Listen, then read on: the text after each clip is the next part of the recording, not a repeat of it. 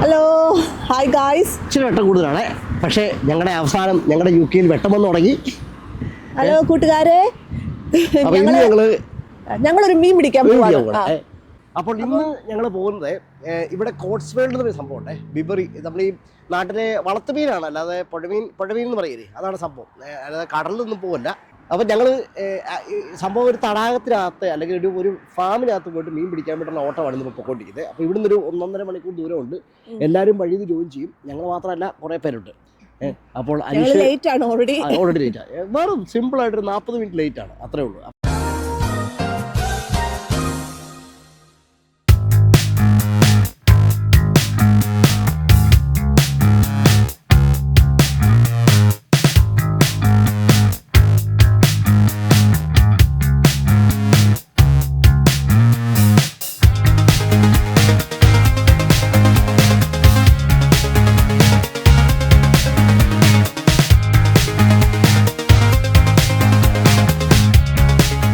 നമ്മള് വരേണ്ട സ്ഥലമെത്തി. ഈ സ്ഥലത്തിന്റെ പേര് ബിബറി. ഇവിടെയാണ് നമ്മൾ വന്ന് പാർക്ക് ചെയ്യേണ്ടത്.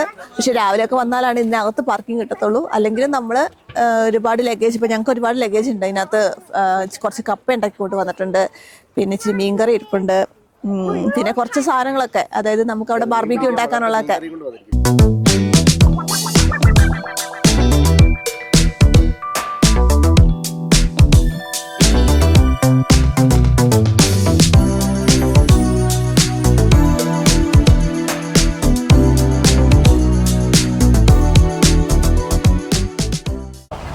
പിള്ളേരുകളെല്ലാം വന്നിട്ടുണ്ട്. അക്ക ഗ്രൂപ്പാണ് ഇവിടെ വഴി കിടന്ന് കുടുങ്ങി കിടക്കുന്നത്. ഇതൊക്കെ രാവിലെ നമ്മൾ 9 മണിക്ക് തുറക്കും. അപ്പോൾ ഉച്ചയാകുമ്പോൾ നമുക്ക് പരിപാടിയൊക്കെ ഈ തിരക്കും ബഹളമൊക്കെ കഴിഞ്ഞിട്ട് പോവാം.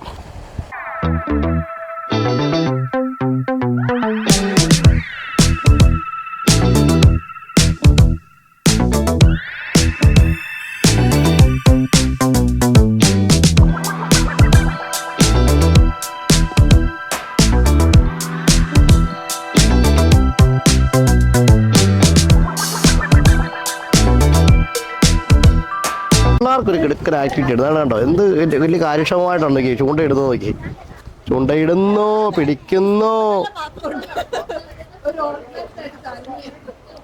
പാവ യസവല്ല, അവളെങ്ങനെ ഈ ഗ്രൂപ്പിൻ്റെ കൂടുതൽ പിടിച്ച് നിൽക്കുക. കണ്ടേ, ഓടി നടന്ന് മീൻ പിടിക്കുന്നു.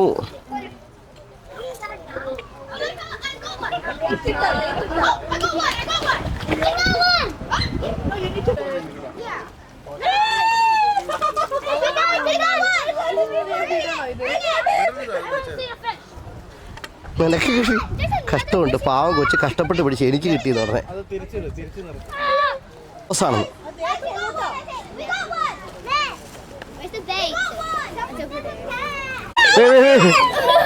put it down. No, the other way. Oh my gosh, it's suffocating. Hey, suffocating. Not fair to the fish, too. Die! Go You catch it when you eat it.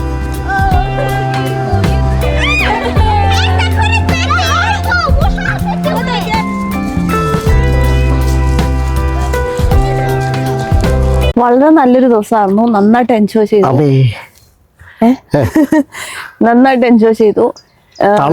നമ്മൾ കുറച്ചുകൂടി ഒന്ന് പ്ലാൻ ചെയ്യണം. അപ്പൊ എന്തൊക്കെയാണ് ഞങ്ങൾ നന്നായിട്ട് പ്ലാൻ ചെയ്തൊക്കെയാണ്. പ്രശ്നങ്ങൾ എന്തൊക്കെയാ പറ്റിയെന്ന് വെച്ച് കഴിഞ്ഞാൽ ഞങ്ങൾ പറയാം. കരിയും ഈ തീ കത്തിക്കുന്നത്, ബാർബിക്യൂ ഒക്കെ ഒന്നും വളരെ ഈസി ആയിട്ടുള്ള കാര്യങ്ങളൊന്നും അല്ല. അതിന് ഇച്ചിരി കഷ്ടപ്പാടും കാര്യങ്ങളൊക്കെ ഉണ്ട്. അപ്പം ഞങ്ങൾ പിടിച്ച ഫിഷ് മാരിനേറ്റ് ഒക്കെ ചെയ്ത് വെച്ചു. പക്ഷെ ഞങ്ങൾക്ക് ഫിഷ് ഉണ്ടാക്കാൻ പറ്റിയില്ല. അതുകൊണ്ട് ഞങ്ങളത് പൊതിഞ്ഞ് വീട്ടിൽ കൊണ്ടുപോവാണ്. ബാക്കി എല്ലാം ഉണ്ടാക്കി, അതായത് വീട്ടിൽ നിന്ന് കൊണ്ടുവന്ന സാധനങ്ങൾ ഉണ്ടാക്കി കേട്ടോ. ചിക്കൻ ഉണ്ടാക്കി, ബാക്കിയുള്ള മടുത്തു. അതാണ് മെയിൻ കാര്യം. ഇത് ഈ നല്ല ചൂട്, പിള്ളേരുകളെല്ലാം നന്നായിട്ട് ഓടി നടന്ന് കളിച്ച് തിമിർത്ത് നടക്കുന്നു. അതുപോലെ ഇട കിടക്കുവാണ്, ഇഷ്ടം പോലെ ഇട. ഒരു ദിവസം പോരാ, അതുപോലെ കിടക്കുവാണ്. അപ്പം കുളങ്ങളായിട്ടും പാർക്കുകളായിട്ടും വെള്ളത്തിൽ വീണു. ഇടയ്ക്ക് ഞങ്ങളുടെ കൂടെ ഒരു കൊച്ചു വെള്ളത്തിനും പോയി. പക്ഷെ ഒരു കുഴപ്പവും പറ്റിയില്ല. അതാണ് അതിലൊരു വലിയൊരു പ്ലസ് പോയിന്റ് അല്ലേ. നമുക്ക് പേടിക്കണ്ട, വെള്ളത്തിൽ വീണാലും ഒരു കുഴപ്പമില്ലാതെ അവർ കയറി പോരും. അത്രയും ആഴമുണ്ട് വെള്ളത്തില്. പിന്നെ സ്റ്റാഫ് ഉണ്ട്, എപ്പോഴും സ്റ്റാഫ് 4 ചുറ്റുമുണ്ട്. എന്താ പറയുക, ഒരു ദിവസം മുഴുവൻ എൻജോയ് ചെയ്യാൻ പറ്റും. അടിപൊളി സംഭവമാണ്. പിന്നെ ഫിഷ് പിടിക്കുമ്പോൾ ഇച്ചിരി സൂക്ഷിക്കുക. കാരണം ഒരു വലിയ ഫിഷ് ഞങ്ങൾ പിടിച്ചു, അതിന് തന്നെ 2 കിലോ ആയിരുന്നു. വേറെ 4 കുഞ്ഞു ഫിഷുകളെ പിടിച്ചു, അതിനും 2 കിലോ ആയിരുന്നു. അപ്പൊ കുഞ്ഞു ഫിഷ് നോക്കി പിടിക്കാൻ നോക്കുക. അപ്പൊ നമുക്കൊരു എൻജോയ്മെന്റ് ആവുകയും ചെയ്യും. എന്ന് വെച്ചാൽ പ്രാർത്ഥിക്കുക, കുഞ്ഞു ഫിഷേ വരാവുള്ളേ എന്ന് പ്രാർത്ഥിക്കുക. കുത്തുന്നത് വലിയതായി പോയി നമുക്കൊന്നും ചെയ്യാൻ പറ്റില്ല. അറിയാലോ, പക്ഷെ പിള്ളേർ ഭയങ്കരമായിട്ട് എൻജോയ് ചെയ്തു. പിള്ളേരാണ് ഈ വലിയ ഫിഷിനെ പിടിച്ചത്, വലിയ സന്തോഷമായി. ഞങ്ങൾ നന്നായിട്ട് എൻജോയ് ചെയ്തു കേട്ടോ. ഞങ്ങൾ എൻജോയ് ചെയ്തിട്ട് ഇരിക്കുന്നത് കണ്ടോ ഒരുമാതിരി പുപ്പിയാക്കി ഇരിക്കുന്നവരെ തളർന്നു പോയി, ഭയങ്കര ക്ഷീണമായി പോയി. ഞങ്ങൾ പിടിച്ച ഫിഷ് കാണിച്ചു തന്നില്ലല്ലോ. അത് കെട്ടായിട്ട് ഇവിടെ കൈ തന്നെ ഇരിപ്പുണ്ട്. ഇനിയിപ്പം ഫ്രിഡ്ജ് വീട്ടിലല്ല കാറിൽ ഇരിപ്പുണ്ട്. അതിനകത്ത് കൊണ്ട് വെക്കാന്നുള്ള പ്ലാനിൽ ഇരിക്കുന്നു. ചെന്ന് കഴിയുമ്പോഴത്തേക്കും ഇത്രയും ഫിഷിന് എത്ര 50 പൗണ്ട് അല്ലെ? 50 പൗണ്ട്. കാരണം 12 പൗണ്ടാണ് ഒരു ഫിഷിന്, അല്ല 1 കിലോ ഫിഷിന് അവര് വെട്ടി തന്നു. ഞങ്ങൾ വേറെ ഒന്നും ചെയ്തില്ല. ചിദംബലൊക്കെ അവിടെ തന്നെ ഉണ്ടായിരുന്നു. ഞങ്ങൾ പൊളിച്ചു കളയാന്നൊക്കെ ഓർത്തു. നമ്മുടെ സാൽമൺ ഫിഷ് ഇല്ലേ, അതിന്റെ ചെറിയ രൂപം ട്രോട്ട് അകമൊക്കെ മറ്റേ ഓറഞ്ച് കളറിലിരിക്കുന്ന സാൽമണിന്റെ സെയിം രൂപത്തിലുള്ളൊരു സംഭവം. പിന്നെ അടിപൊളിയായിരുന്നു.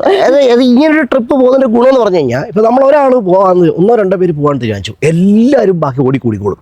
കാരണം നമുക്കൊരു UK കുറിച്ച് ഇവിടെ ഏറ്റവും കൂടുതൽ പറഞ്ഞ അപകടം, ആരും മിണ്ടാനില്ല, ഒരിടത്തോട്ടും പോകാനില്ല, ആരെയും കാണാനില്ലെന്നുള്ളതിൻ്റെ ഇവിടുത്തെ പ്രശ്നം.